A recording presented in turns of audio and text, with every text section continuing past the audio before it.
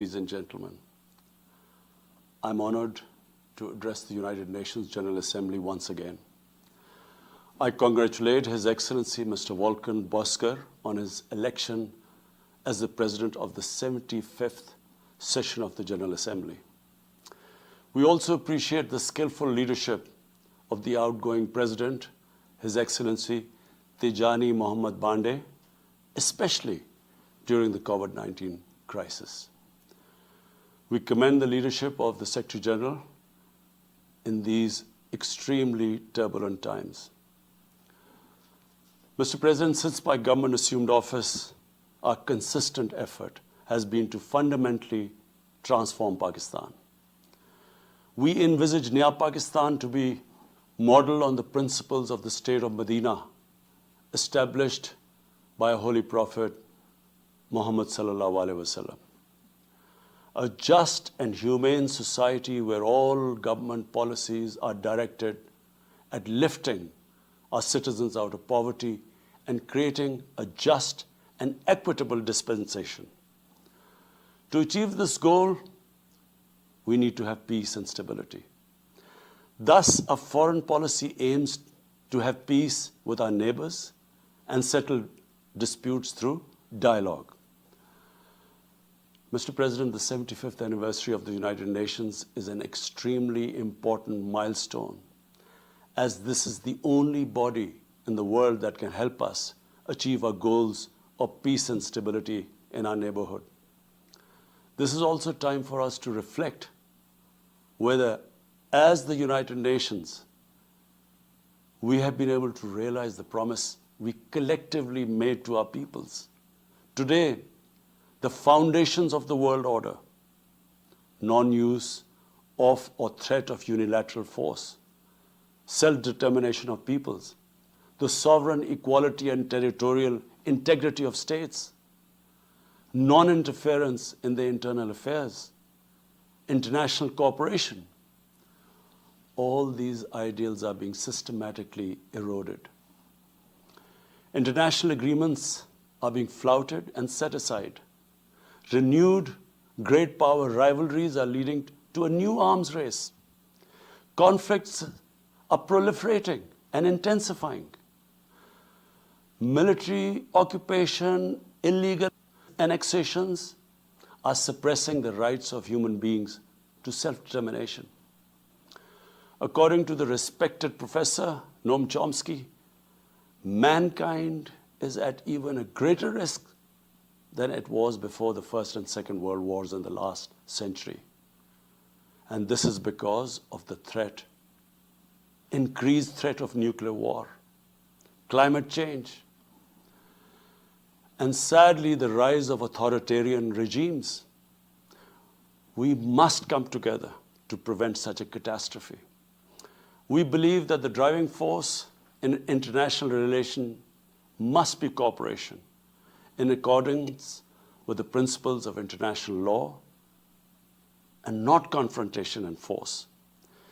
We all must emphatically reaffirm our support for multilateralism. Mr. President, the COVID-19 pandemic has illustrated the oneness of humanity. In our interconnected world, no one is safe unless everyone is safe. Locking down to control the pandemic has triggered the worst recession since the Great Recession in the last century. This has hit the poorest countries the hardest, as well as the poor in all the countries. In Pakistan, we realized very early on that if we imposed a strict lockdown, the type that several affluent countries had imposed, we would have more people dying of hunger than the virus. Therefore, we adopted a policy of smart lockdown. While concentrating on the hotspots, the virus hotspots, we opened up our agriculture sector immediately, and then followed it up by the construction sector, which employed most of the people.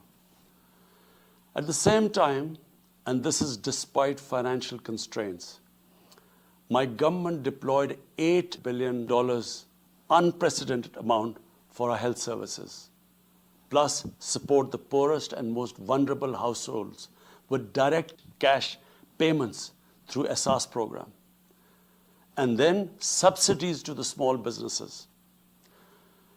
Even though our smart lockdown was heavily criticized in the beginning, but thanks to the Almighty Allah's grace, we have not only managed to control the virus, stabilize our economy, but most importantly, we have been able to protect the poorest segment of the society from the worst fallout of the lockdown. Today, Pakistan's response is cited among the success stories in controlling and responding to the pandemic. However, we are still not out of the woods, like no country is out of the woods today. But Mr. President, it was obvious from the outset that developing countries would need fiscal space to respond to and recover from the COVID crisis. Debt relief is one of the best ways to create that fiscal space for developing countries. Therefore, in early April, I called for a global initiative on debt relief. We appreciate the G20's official debt suspension initiative and the emergency and rapid financing offered by the IMF, World Bank, Asian Development Bank, and UN agencies. This, however, is not going to be enough. The IMF has estimated that developing countries will need over $2.5 trillion to respond and recover from the crisis. The official debt suspension will need to be extended and expanded. Additional debt relief measures will also be needed. Development banks should ensure adequate financial inflows. Rich countries have generated over $10 trillion to finance their own response and recovery. They should support the creation of at least $500 billion in new special drawing rights for the developing world. Mr. President, in my address to the General Assembly last year, I had highlighted the tremendous damage that illicit financial flows from developing countries to rich countries and to offshore tax havens cause. This leads to the impoverishment of the developing nations. Money that could be used towards human development is siphoned off by corrupt elites. The loss of foreign exchange causes currency depreciation. That in turn leads to inflation and poverty. The quest for getting back these stolen resources is nearly impossible, given the cumbersome procedures. Moreover, the powerful money launderers have access to the best lawyers. And sadly, because they are the beneficiaries, there is a lack of political will in the rich countries to curb this criminal activity.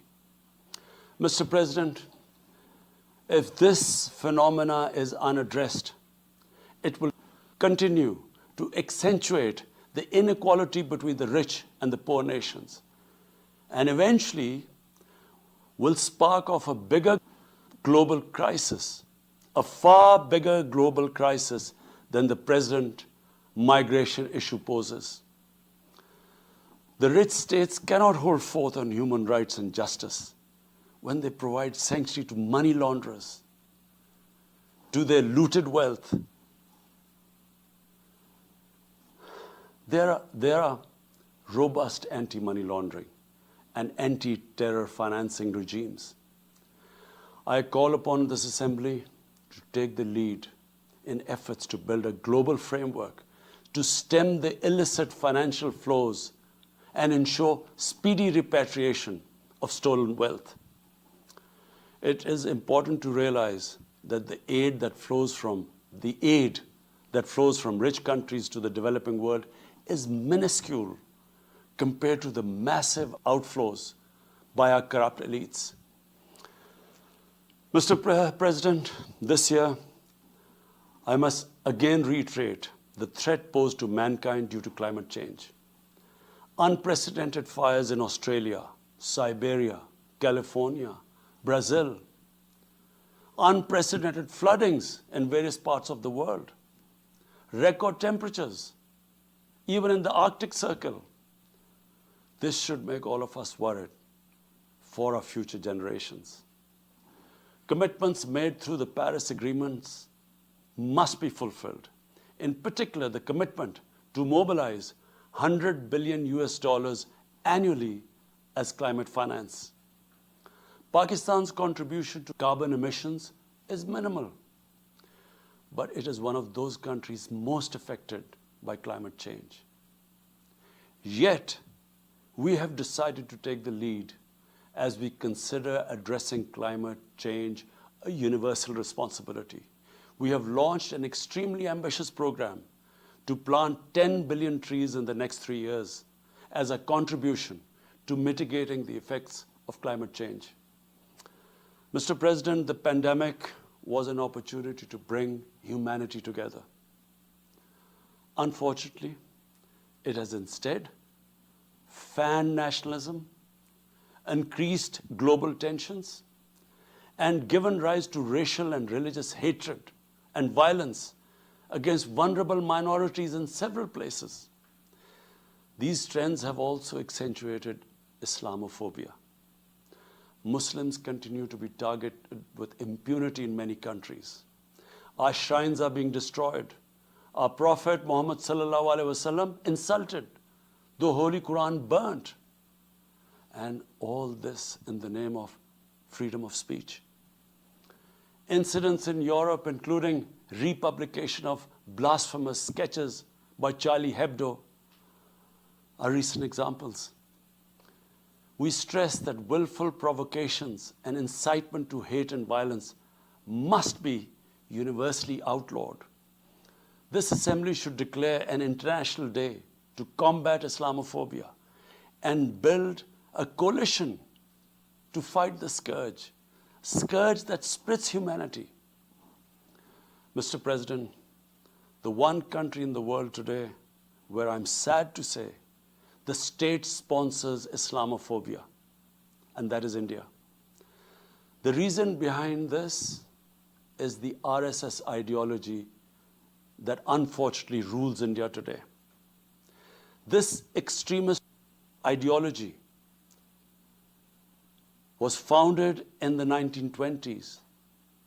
The RSS founding fathers were inspired by the Nazis, and they adopted their concepts of racial purity and supremacy. While the Nazis' hate was directed at the Jews, the RSS directs it towards the Muslims and to a lesser extent, the Christians. They believe that India is exclusively for Hindus and others are not equal citizens.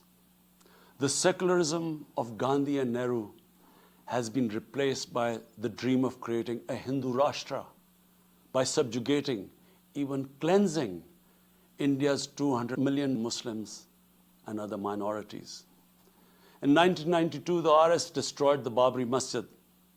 In 2002, some 2,000 Muslims were slaughtered in Gujarat, and this was under the watch of Chief Minister Modi. In 2007, over 50 Muslims were burnt alive by RSS arsonists aboard the Samjhota Express train. In Assam, around 2 million Muslims face the prospects of being arbitrarily stripped of their nationality through the adoption of discriminatory laws. There are reports of large concentration camps being filled by Muslim Indian citizens. Muslims were falsely blamed, vilified, and victimized for spreading the coronavirus. They were denied medical attention on many occasions. Their businesses were boycotted. Cow vigilantes attack and kill Muslims with impunity. Last February, Muslims faced targeted killings with police complicity in New Delhi. Mass registrations in the past have often been a precursor to genocide. For example, the Nuremberg laws in Germany in 1935, and then in 1982 in Myanmar. The Hindutva ideology is set to marginalize almost 300 million human beings, Muslims, Christians, and Sikhs. This is unprecedented in history. And this does not augur well for the future of India. As we all know, that marginalization of human beings leads to their radicalization. Mr. President, for over 72 years, India has illegally occupied Jammu and Kashmir against the wishes of the Kashmiri people and in blatant violation of the resolutions of the Security Council and indeed its own commitments to the people of Kashmir. On 5th August last year, India illegally and unilaterally sought to change the status of the occupied territories and deployed additional troops, bringing the total number to 900,000, to impose a military siege on 8 million Kashmiris. All Kashmiri political leaders were incarcerated. About 13,000 Kashmiri youth were abducted and thousands tortured. A complete curfew was imposed, accompanied by a total communications blackout. Indian occupation forces have used brute force, including pellet guns against peaceful protesters, imposed collective punishments, including the destruction of entire neighborhoods, and extrajudicially murdered hundreds of innocent young Kashmiris in fake encounters, refusing even to hand over their bodies for burial. The Kashmiri media and those daring to raise their voice are being systematically harassed and intimidated through the use of draconian laws. All of this is well documented in the reports of the United Nations High Commissioner for Human Rights, communications from the Special Rapporteurs of Human Rights Council, statements from human rights and civil society organizations. The international community must investigate these grave violations and prosecute the Indian civil and military personnel involved in state terrorism and serious crimes against humanity being perpetrated, I'm sad to say, with complete impunity. The objective of this brutal campaign is to impose what the RSS BJP regime has itself called the final solution for Jammu and Kashmir. To this end, the military siege is being followed by moves to change the demographic structure of the occupied territory. This is an attempt to obliterate the distinct Kashmiri identity in order to effect the outcome of a plebiscite envisaged in the UN Security Council resolutions. This action is in violation of the UN Charter, Council resolutions, and international law, particularly the 4th Geneva Convention. Changing demographic structure of occupied territory is a war crime. Mr. President, the brave Kashmiri people will never submit to Indian occupation and oppression. Their struggle is indigenous. They are fighting for a just cause, and generation after generation have laid down their lives to rid themselves of Indian occupation. The government and people of Pakistan are committed to standing by and supporting their Kashmiri brothers and sisters in the legitimate struggle for self-determination. Mr. President, in order to divert attention from its illegal actions and atrocities in Indian-occupied Jammu and Kashmir, India is playing a dangerous game of upping the military ante against Pakistan in a nuclearized environment. Despite constant Indian provocations and ceasefire violations along the line of control and the working boundary, targeting innocent civilians, Pakistan has exercised maximum restraint. We have consistently sensitized the world community about a false flag operation and another ill-conceived misadventure by India. My parents, Mr. President, were born in the colonial India, and I was the first generation that grew up in an independent Pakistan. I want to make it clear that any attempt by the fascist totalitarian, RSS-led Indian government to aggress against Pakistan will be met by a nation that will fight for its freedom to the end. Mr. President, there will be no durable peace and stability in South Asia until the Jammu and Kashmir dispute is resolved on the basis of international legitimacy. Kashmir has been rightly described as a nuclear flashpoint. The Security Council must prevent a disaster conflict and secure the implementation of its own resolutions, as it did in the case of East Timor. The Council has considered the situation in Jammu and Kashmir 3 times in the past year. It must take appropriate enforcement actions. It must also take steps to protect the Kashmiris from an impending genocide by India. Pakistan has always called for a peaceful solution. To this end, India must rescind. To reach this end, India must rescind the measures it has instituted since 5th August 2019, end its military siege and other gross human rights violation, and agree to resolve the Jammu and Kashmir dispute in accordance with the relevant UN Security Council resolutions, and of course, the wishes of the people of Kashmir.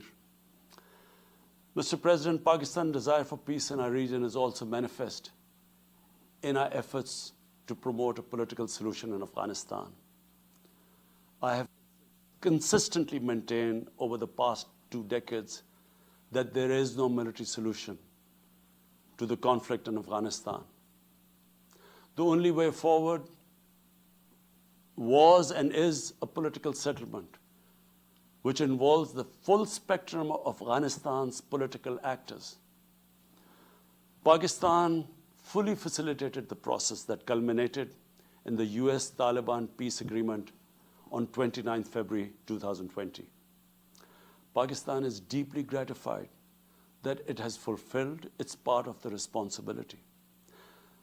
The Afghan leaders must now seize this historic opportunity to achieve reconciliation and restore peace in the war-torn country.